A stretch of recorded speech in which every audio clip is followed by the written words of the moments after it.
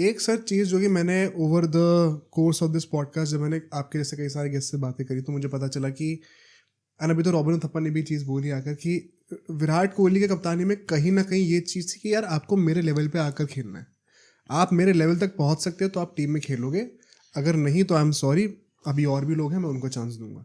लोग बेसिकली रोहित शर्मा से कंपेयर करते हैं कि इसकी भी बात आगे करेंगे कि रोहित शर्मा ऐसे एक कप्तान है जो कि प्लेयर के पास पहुंच के बोलते हैं कि मैं तुम्हें साथ में खींच के ऊपर लेके आता हूँ। मैं सर सबसे पहले तो ये बोलना चाहता हूँ कि मुझे नहीं लगता कि इसमें कुछ सही और गलत है, सबका अलग अलग तरीका होता है, पर ये डेफिनेटली सर मुझे लगता है कि जब आप इस टाइप के कप्तान होगे तो आपको जितने चाहने वाले प्लेयर्स होंगे ना उतनी ही आपको गाली देने वाली भी होंगे आपके पीछे।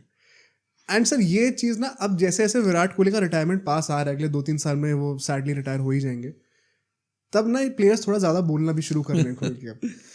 तो सर इसके बारे में आप क्या कहते हैं? मैं इसके बारे में थोड़ा डिटेल में डिस्कस करना चाहता हूँ, मैं थोड़ा अपने पर्सनल तरीके से भी इसको रिलेट करना चाहूँगा, पर सर आपको क्या लगता है मतलब ये स्टाइल ऑफ कप्तानी क्या ये इंडिया कल्चर के लिए सही था? देखिए विराट कोहली ही के कारण इसमें फिटनेस लेवल आया है।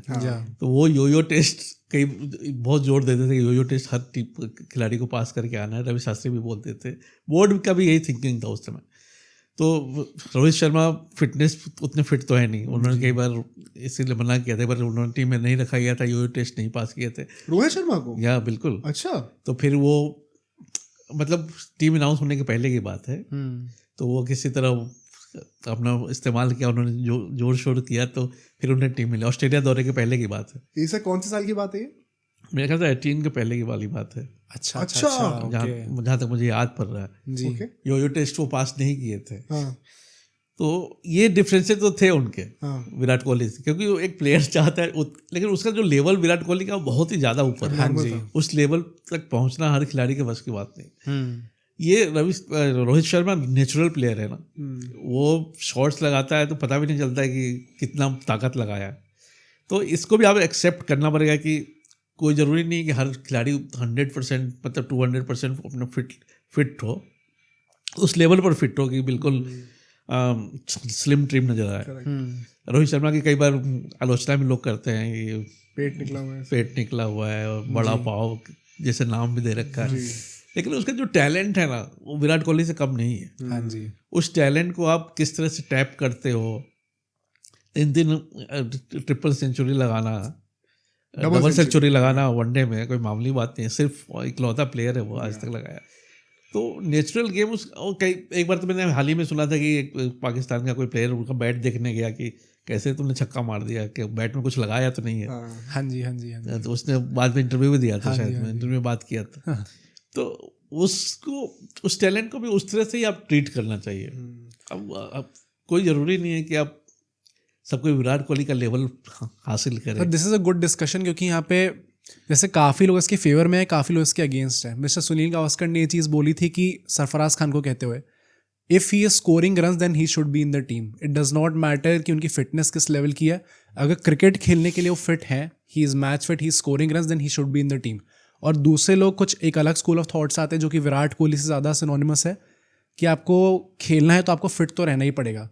That is why probably we also see कि उस टाइम पे सारे प्लेयर्स एकदम ही टिप टॉप कंडीशन में आ गए थे। जितने प्लेयर्स थे सब एकदम अच्छी कंडीशन में थे। एंड देन ऑफ लेट वापस हमने देखा है धीरे धीरे वापस थोड़ा शिफ्ट होते जा रहे हैं, क्योंकि ऐसे रूमर्स भी निकल के आए कि योर टेस्ट अब it is not mandatory now.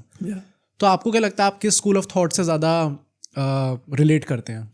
देखिए एक लेवल पर तो फिटनेस ज़रूरी है ही ना जी। आज के मॉडर्न क्रिकेट में आप फिट रहना तो ज़रूरी है, लेकिन इतने सारे क्रिकेट भी हो रहे हैं। IPL से कभी अब प्लेयर बैठते नहीं है। आप आज से 30 साल 40 साल पहले जो टेस्ट मैच होते उसमें एक रेस्ट डे भी होता था, 6 दिनों का टेस्ट मैच होता था। अच्छा। तो उसमें एक दिन रेस्ट होता था। ये तो सब बहुत पहले की हाँ बहुत पहले की बात, 40 साल मेरे ख्याल से 70s 80s की। हाँ रेडियो पर कमेंट्री आता था उस जमाने में, एक दिन रेस्ट होता था पूरा। तो अब का जो समय है प्लेयर को रेस्ट करने का टाइम ही नहीं है। उसके लिए अगर आप फिटनेस लेवल को मेंटेन नहीं करोगे खुद को, तो फिर आपको फ्रेंचाइजीज कोई रखेगी ना कोई इंटरनेशनल क्रिकेट का, तो बात छोड़ ही दीजिए।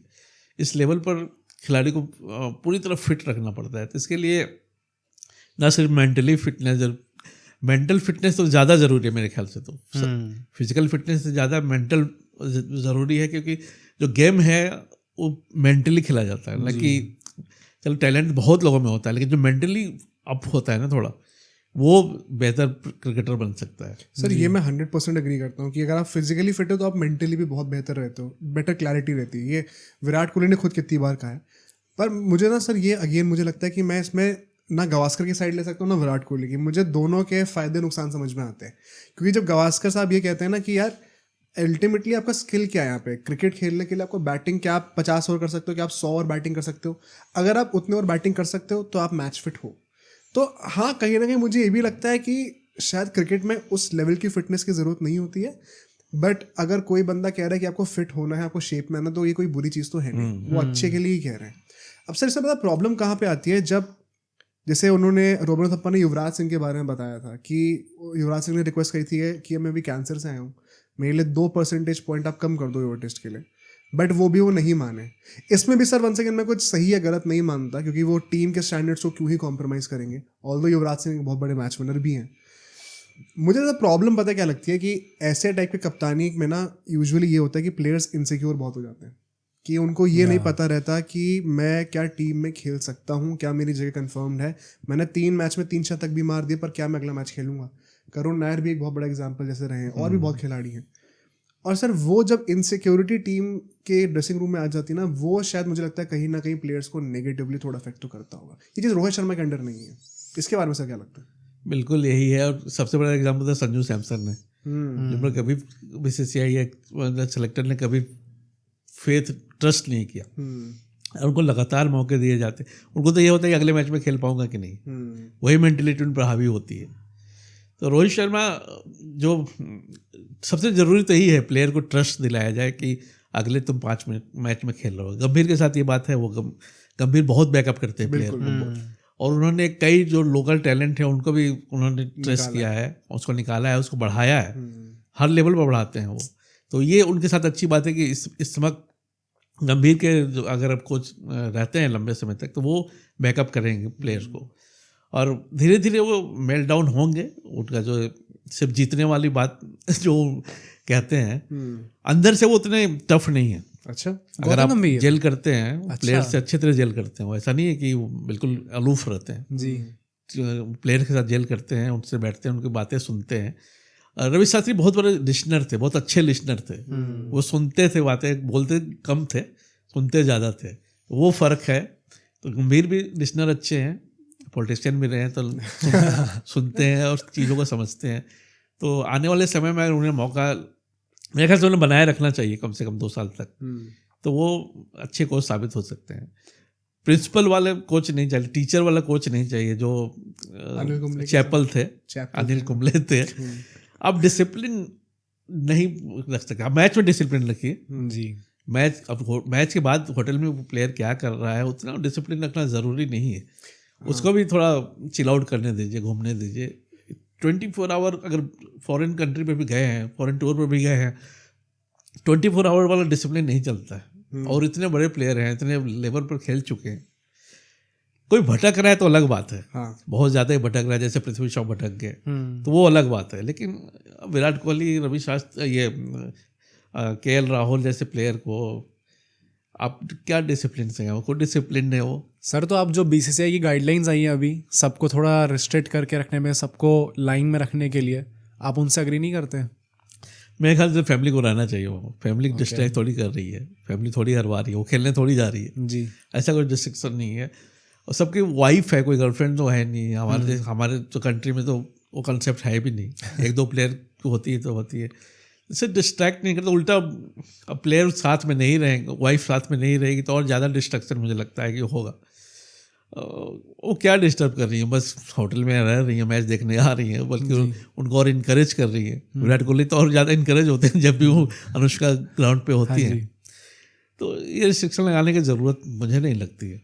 मतलब सर मैंने भी जब इसको एनालाइज करा था ना, मैं एक डिफरेंट पर्सपेक्टिव आपको देता हूँ ताकि मैं ऑडियंस की तरफ से भी सारे एंगल्स कवर कर लूँ। मेरा भी सर ये मानना ज़रूर था कि वो फैमिली वाला एस्पेक्ट में हमें डिबेट कर सकता हूँ कि हाँ यार शायद उनको रहने देना चाहिए। बट मेरा एक क्रिटिसिज्म जो रहेगा कोहली के एरा का, आप सर डिसएग्री करते हो तो बताइएगा, पर मुझे लगता है कि प्रॉब्लम यही थी कि जब आप इतनी सारी पावर दे देते हो एक इंसान के हाथ में, तो फिर क्या होता है ना कि एक वो अथॉरिटेटिव, जैसे एक डेमोक्रेसी होती है, एक अथॉरिटेरियन कहा जाता है, तो वो अलग ही उसमें मैं नाम भूल, क्या बोलते थे उसको, पॉलिटिक्स में पढ़ाया गया था बचपन में, जो भी भूल बोलते गया थे, मैं, हाँ। हम सभी लोग मोनार्की हो जाती है। अच्छा, तो सर अब इसमें क्या होता है ना कि अब विराट कोहली को अगर कोई चीज़ सही लगती है, जैसे कि अपने वो वाइफ को या अपने फैमिली को टीम के साथ घुमा सकते हैं, फोटोज खिंचा रहे हैं वगैरह वगैरह, मुझे लगता है सर ये चीज़ों का रिजल्ट तुरंत तो नहीं दिखता, पर 4-5 साल डाउन द लाइन जाकर फिर आपको थोड़ी सी यूनिटी में प्रॉब्लम्स आनी शुरू होती हैं। अब जैसे सर मैं एग्जांपल देता हूँ, अभी जब बीसीसीआई ने जो गाइडलाइंस निकालनी है, ऐसे कई सारे रूमर्स निकल के आए थे कि विराट कोहली और केएल राहुल टीम से अलग होटल में रह रहे थे। तो मेरा सर ये मानना है कि फैमिली बेशक आपके साथ हो, बहुत ही अच्छी बात है वो, पर एटलीस्ट सेम टीम होटल में रहा जाए, एटलीस्ट टीम के साथ रहा जाए। वो यूनिटी अगर अलग हो जाएगी ना, तो वो सबसे बड़ा मुझे लगता है सर कि मैंने भी जितना खेला है ना, आपको एक बहुत अच्छा खिलाड़ी होना शायद ज़रूरी नहीं है, पर अगर आप एक मीडियोकर खिलाड़ी होकर भी एक दूसरे के लिए खेलना चाहते हो ना, तो वो टीम फिर भी टूर्नामेंट जीत सकती है। वो मुझे कहीं ना कहीं लगता है कि बिल्कुल मैं इससे एग्री हूँ आपकी बात से कि दूसरे होटल में रहना तो फिर भी, क्योंकि आपको मैच के बाद भी प्लेयर से मिलना, उससे बातें करना, उनको शेयर करना अपने एक्सपीरियंस, कल मैच में किस तरह की स्ट्रेटजी रहेगी, आप दूसरे होटल में रहोगे तो ये नहीं हो सकता।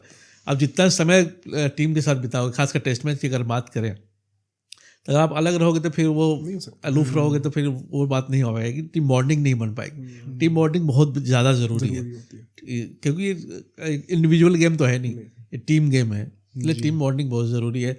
हाँ, अगर दूसरे होटल में, उसी होटल में रहें, शाम को उतरें, अपने प्लेयर से मीट करें, साथ में खाना खाएं, बहुत ज़्यादा ज़रूरी है जी। तो टीम बॉन्डिंग नहीं रहेगी अगर आप दूसरे होटल में रहते हैं, ठीक है, तो गलत है। और सर इसमें अभी हमने जैसे ऑफ द कैमरा डिस्कस करते थे ना कि अभी ट्रांजिशन में चल रही है टीम, अभी नए प्लेयर्स आ रहे हैं, थोड़ा टाइम लगेगा टीम बनने में, तो ऐसे में सीनियर्स अगर साथ में रहें और इनिशिएटिव लें तो बच्चों में भी बहुत फ़र्क आता है, पॉजिटिव फ़र्क आता है। मुझे लगता है वो कल्चर ना कहीं शुरू हुआ ही उस टाइम से है, कोहली शास्त्री के अंदर ज़्यादा शुरू हुआ था। एंड सर जब ये कल्चर एंड हुआ, कल्चर कह रहा हूँ, जब ये एरा एंड हुआ, जब रवि शास्त्री चले गए, जब विराट कोहली चले गए, एक तो बहुत ही ऑफ नोट पर गए दोनों, एकदम अनएक्सपेक्टेड तरीके से, स्पेशली विराट कोहली की जब वो कप्तानी खत्म हुई थी। तो अब सोचो अगर ये क्लिप इतनी बढ़िया थी तो पूरा का पूरा पॉडकास्ट कितना बढ़िया होगा। तो अगर आपको इसी क्लिप का पूरा पॉडकास्ट देखना है तो यहाँ पे क्लिक करिए, और अगर आपको ऐसे ही और क्लिप्स बिंज वॉच करनी है तो यहाँ पे क्लिक करिए।